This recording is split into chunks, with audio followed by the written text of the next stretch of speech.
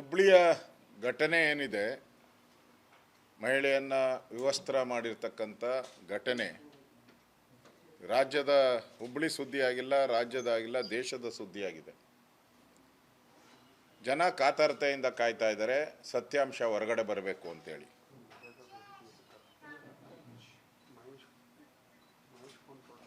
BLA-2 ಏನು ಚುನಾವಣಾ ಪ್ರಕ್ರಿಯೆ ಇದೆ, ಅದು ಚುನಾವಣಾ ಆಯೋಗ ಮಾಡುವಂಥದ್ದು. ಅದೊಂದು ಸ್ವಾಯತ್ತ ಸಂಸ್ಥೆ. ಅದು ಅಲ್ಲಿ ಪ್ರತಿ ರಾಜಕೀಯ ಪಕ್ಷದ ಒಬ್ಬೊಬ್ಬ ಏಜೆಂಟು ಅಧಿಕಾರಿಗಳ ಜೊತೆ ಹೋಗೋಕ್ಕೆ ಕಾನೂನು ಪ್ರಕಾರ ಅವಕಾಶ ಇದೆ. ಆ ಕಾನೂನಿನ ಅವಕಾಶದ ಅಡಿಯಲ್ಲಿ ಅಲ್ಲಿ ನಮ್ಮ ಹಿಂದೆ ಕಾಂಗ್ರೆಸ್ಸಲ್ಲಿದ್ದಂಥ ಲೀಡರು ಈಗ BJP ಲೀಡರ್ ಆಗಿದ್ದಾರೆ. ಸೊ ಅವರು ಆ BLA-2 ಆಗಿ ಅವರ ಕರ್ತವ್ಯವನ್ನು ಮಾಡ್ತಾಯಿದ್ರು. ಅದು ಅಲ್ಲಿನ ಸ್ಥಳೀಯ ಕಾರ್ಪೊರೇಟರ್ಗೆ ಇಷ್ಟ ಆಗಲಿಲ್ಲ.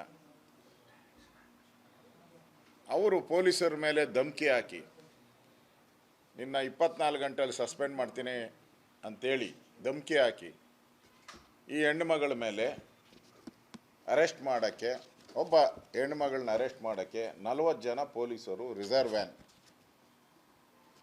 ಕರ್ಕೊಂಬಂದರು. ಏನು ಮೊದಲೇ ನಾನು ಕೇಳ್ತೀನಿ, ಅವೇನು ಟೆರರಿಸ್ಟಾ, ಏನು ಆ ಥರ ಮರ್ಡರ್ ಕೇಸ್? ಅದು ಏನೂ ಅಲ್ಲ, ಚುನಾವಣಾ ಗಲಾಟೆ. ಚುನಾವಣಾ ಗಲಾಟೆಗೆ ಎಷ್ಟು ಪೊಲೀಸರು ತಾಳ್ಮೆ ಇರಬೇಕಾಯಿತು, ಅಷ್ಟಿದ್ದಿದ್ರೆ ಸಾಕಾಗಿತ್ತು. ಇದು ಒಂದು ಪಾರ್ಟ್. ಇನ್ನೊಂದು ಪಾರ್ಟಿಗೆ ಬನ್ನಿ. ಯಾವ ಕಾರ್ಪೊರೇಟರ್ ಮೇಲೆ ಕಂಪ್ಲೇಂಟ್ ಆಯಿತು ಅದೇ ಕಾರ್ಪೊರೇಟರ್ನ ಬಂಧಿಸೋಕ್ಕೆ ರಿಸರ್ವ್ ಯಾಕೆ ಓನ್ಲಿ? ಯಾಕೆಂದರೆ ಇವ್ರಿಗಿಂತ ಪವರ್ಫುಲ್ ಅವರು, ಇವ್ರಿಗಿಂತ ಫಿಸಿಕಲಿ ಶಕ್ತಿಯಲ್ಲಿ ಅಧಿಕಾರದಲ್ಲಿ ಪವರ್ಫುಲ್ ಇದ್ದಾರೆ. ಅವ್ರನ್ನ ಎಲ್ಲಿ ಕರ್ಕೊಂಡೋದ್ರಿ ನೀವು? ಯಾವ ಕಾರಲ್ಲಿ ಕರ್ಕೊಂಡೋದ್ರು?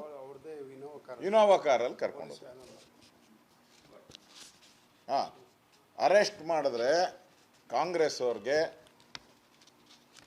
ಇನೋವಾ ಕಾರು, ಪಬ್ಲಿಕ್ಕನ್ನ ಅರೆಸ್ಟ್ ಮಾಡಿದ್ರೆ ಅವ್ರಿಗೆ ಪೊಲೀಸ್ ವ್ಯಾನ್.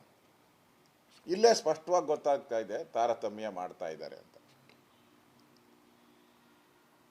ಇದರಿಂದ ಇವತ್ತು ಇದಾದ ಮೇಲೆ, ಘಟನೆ ಆದಮೇಲೆ ಹೋಮ್ ಮಿನಿಸ್ಟ್ರು ರಿಯಾಕ್ಷನ್ ಮಾಡಿದ್ರು, ಮುಖ್ಯಮಂತ್ರಿಗಳೇ ರಿಯಾಕ್ಷನ್ ಮಾಡಿದ್ರು, ಪೊಲೀಸ್ ಅಧಿಕಾರಿ ರಿಯಾಕ್ಷನ್ ಮಾಡಿದ್ರು.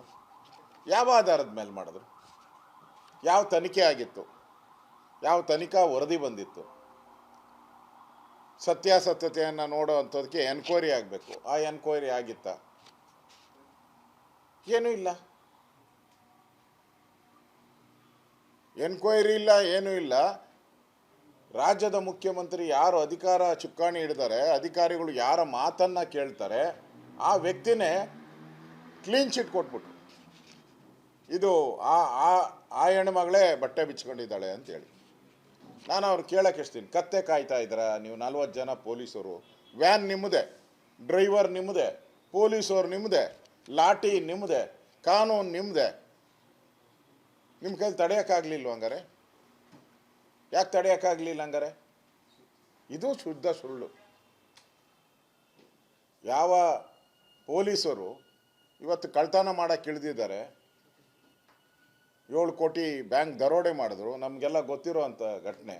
ಇವತ್ತು ಅದೇ ಪೊಲೀಸರು ದುಶ್ಯಾಸನದ ರೀತಿಯಾಗಿ ಹಲ್ಲೆ ಮಾಡಿರ್ತಕ್ಕಂಥದ್ದು, ವಿವಸ್ತ್ರ ಮಾಡಿರ್ತಕ್ಕಂಥದ್ದು, ಇದು ತನಿಖೆ ಆಗಬೇಕು. ಈಗಾಗಲೇ ಮಹಿಳಾ ಆಯೋಗ ನೋಟಿಸ್ ಸರ್ವ್ ಮಾಡಿದ್ದಾರೆ ಇದಕ್ಕೆ. ನಾವು ನ್ಯಾಷನಲ್ ಮಹಿಳಾ ಆಯೋಗ, ಸ್ಟೇಟ್ ಅಲ್ಲ, ಸ್ಟೇಟ್ ಅಲ್ಲಿ ಬಂದು ಸರ್ಟಿಫಿಕೇಟ್ ಕೊಟ್ಟು ಹೋಗಿದ್ದಾರೆ. ಯಾರು ಪರವಾಗಿರ್ಬೇಕಾಗಿತ್ತೋ ಅವರು ಸರ್ಟಿಫಿಕೇಟ್ ಕೊಟ್ಬಿಟ್ಟು ಅಲ್ಲೇ ಸ್ಟೇಟ್ಮೆಂಟ್ ಮಾಡಿದ್ದಾರೆ. ಸ್ಟೇಟ್ಮೆಂಟ್ ಕೊಟ್ಟಿದ್ದಾರೆ, ಏನೂ ಆಗಿಲ್ಲ ಅಂತ. ಯಾರು ವಾದ ಮಾಡಬೇಕಾಯಿತು ಮಹಿಳೆಯರ ಪರವಾಗಿ ಅವರು ಮಾಡಲಿಲ್ಲ. ಅಲ್ಲಿ ಈಗ ರಾಷ್ಟ್ರೀಯ ಮಹಿಳಾ ಆಯೋಗ ಇದರ ಮೇಲೆ ಕ್ರಮ ಇದು ಮಾಡಿದೆ. ನಾನು ಸರ್ಕಾರಕ್ಕೆ, ಇಲ್ಲಿನ ಪೊಲೀಸ್ ಇಲಾಖೆಗೆ, ನೀವು ತನಿಖೆ ಮಾಡದೆ ಮುಂಚೆ ಕ್ಲೀನ್ ಚಿಟ್ ಹೆಂಗೆ ಕೊಟ್ರಿ? ಮತ್ತು 40 ಜನ ಬೇಕಾಗಿತ್ತಾ? ಆ ಒಬ್ಬರನ್ನ ಕರ್ಕೊಂಡು ಹೋಗೋಕ್ಕೆ 40 ಜನ ಬೇಕಾಗಿತ್ತಾ? ಯಾರು ಒತ್ತಡದ ಮೇಲೆ ಮಾಡಿದ್ರಿ? ಯಾವ ಇನ್ಫ್ಲೂಯೆನ್ಸ್ ಇತ್ತು? ಇವೆಲ್ಲನೂ ಕೂಡ ಕ್ವಶನ್ ಮಾರ್ಕ್ಸೇ ಇರೋದು ಎಲ್ಲರ ಜನಗಳ ಮನಸ್ಸಲ್ಲೂ. ಅದಕ್ಕೆ ನಾವು ಇದನ್ನು ನ್ಯಾಯಾಂಗ ತನಿಖೆಗೆ ಕೇಳ್ತಾ ಇದ್ದೀವಿ. ಅದು ಆಗಬೇಕು ಅನ್ನೋ ದೃಷ್ಟಿಯಿಂದ ಅದುವರೆಗೂ ಕೂಡ ಪೊಲೀಸ್ ಇನ್ಸ್ಪೆಕ್ಟರ್ನ ಸಸ್ಪೆಂಡ್ ಮಾಡಬೇಕು ಮತ್ತು ಯಾರು ವ್ಯಾನ್ ಒಳಗಡೆ ಇದ್ದರು ಅವ್ರ ಮೇಲೂ ಅವ್ರನ್ನೂ ಸಸ್ಪೆಂಡ್ ಮಾಡಬೇಕು. ಇಷ್ಟು ಆಗ್ರಹವನ್ನು ನಾವು ಮಾಡ್ತಾಯಿದ್ದೀರಿ. ಈ 3 ಪಾಯಿಂಟು ನಾವು ಇಟ್ಕೊಂಡು ಆಗ್ರಹವನ್ನು ಮಾಡ್ತಾಯಿದ್ದೀರಿ. ಅದಕ್ಕೋಸ್ಕರ ಇವತ್ತು ನಾನು ನಮ್ಮ ಛಲವಾದಿ ಬಂದಿಲ್ಲ, ಛಲವಾದಿ ನಾರಾಯಣ ಸ್ವಾಮಿಯವರು, ನಾವು ಎಲ್ಲರೂ ಕೂಡ ಇವತ್ತು ಮಹೇಶ್ ತೆಂಗಿನಕಾಯಿ ಅವರು ನಾವೆಲ್ಲರೂ ಕೂಡ ಇಲ್ಲಿ ಬಂದು ಪ್ರತಿಭಟನೆ ಮಾಡೋ ಮುಖಾಂತರ ಸರ್ಕಾರಕ್ಕೆ ಎಚ್ಚರಿಕೆಯನ್ನು ಕೊಡೋಕ್ಕೆ ನಾವು ಬಂದಿದ್ದೀವಿ.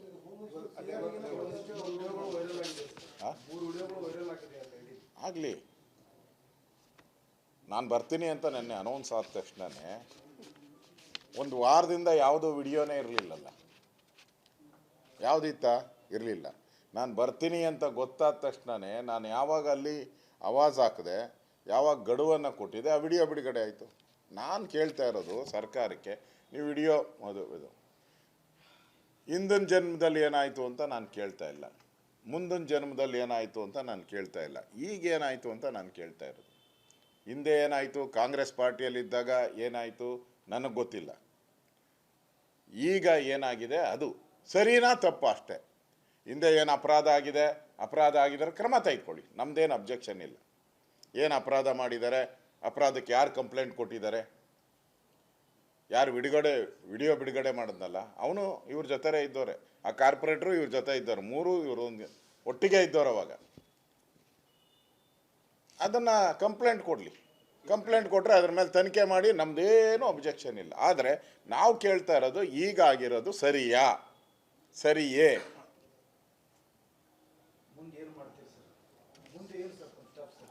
ಈಗಾಗಲೇ ನಾನು ಪ್ರಹ್ಲಾದ್ ಜೋಶಿ ಅವ್ರ ಜೊತೆನೂ ಕೂಡ ಮಾತಾಡಿದ್ದೀನಿ. ನಾವು ಈಗಾಗಲೇ ಇದರ ವಿರುದ್ಧ ಧ್ವನಿ ಎತ್ತಿದ್ದೀರಿ, ಹೋರಾಟ ಮಾಡ್ತಾಯಿದ್ದೀರಿ. ಇವತ್ತು ನೆನ್ನೆನೂ ಕೂಡ ನಮ್ಮೆಲ್ಲ ಕಾರ್ಯಕರ್ತರೆಲ್ಲ ಪೊಲೀಸ್ ಸ್ಟೇಷನ್ಗೆ ಮುತ್ತಿಗೆ ಹಾಕಿ ಹೋರಾಟ ಮಾಡಿದ್ದಾರೆ.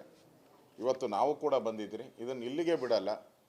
ರಾಜ್ಯಕ್ಕೆ ಕಳಂಕ ಬರೋ ರೀತಿ ಪೊಲೀಸ್ ಇಲಾಖೆ ನಡ್ಕೊಂಡಿದೆ. ಈ ರಾಜ್ಯದಲ್ಲಿ ಕಾನೂನು ಸುವ್ಯವಸ್ಥೆ ಇದೆಯೋ ಇಲ್ಲೋ ಅನ್ನೋದು ಅರ್ಥ ಆಗ್ತಾ ಇಲ್ಲ. ಈ ಮುಖ್ಯಮಂತ್ರಿ, ಉಪಮುಖ್ಯಮಂತ್ರಿ ಕುರ್ಚಿ ಗಲಾಟೆಯಲ್ಲಿ ಕಳೆದ 1 ವರ್ಷದಿಂದ ನೀವು ಬೆಳಗಾವಿ ಅಧಿವೇಶನ ನಡೀತಾ ಇದೆ, ಅಲ್ಲಿ ಒಬ್ಬ ಮಹಿಳೆಯನ್ನು ವಿವಸ್ತ್ರ ಮಾಡಿ ಕಂಬಕ್ಕೆ ತಂದು ಕಟ್ಟಾಕಿದ್ರು, ಲೈಟ್ ಕಂಬಕ್ಕೆ ಕಟ್ಟಾಕಿದ್ರು. ಕ್ರಮ ಏನು ಮಾಡಲಿಲ್ಲ ಈ ಸರ್ಕಾರ. ಸುಮ್ಮನೆ ಅರೆಸ್ಟ್ ಮಾಡ್ತೀರಿ, ಕಳಿಸ್ತೀರಿ ಜೈಲಿಗೆ ಅಂತ ಹೇಳ್ತಾರೆ, ಆಮೇಲೆ ತಿರುಗಿ ಬೇಲ್ ಮೇಲೆ ಬರ್ತಾರೆ ಅವರೆಲ್ಲ ಕೂಡ.